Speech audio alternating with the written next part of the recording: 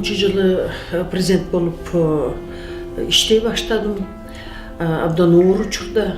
Анан кийин 2010 референдумдан кийин президент болуп шайландым. Ошондон бери иштеп аттым.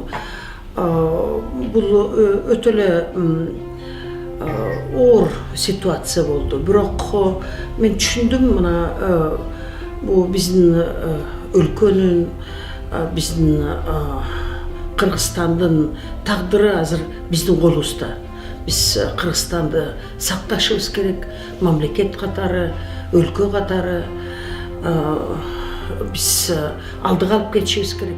Кыздар эчтекеден коркпой барыш керек, күрөшүш керек. Мына ушундай коомдук иштерде биринчиден тайманбаш керек, эч тайманбаш керек, эч мындай бир жалтаңдабаш керек. Мындай бир жок, бул эркектер үчүн бул жумуш, бияка аялдар болбойт экен. Азыркы турмушта мурункуга караганда кыйыныраак.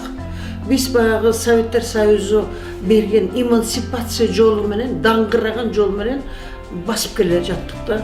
Анда ошол совет системасы да кыздарга көп көмөк, жардам берип атты.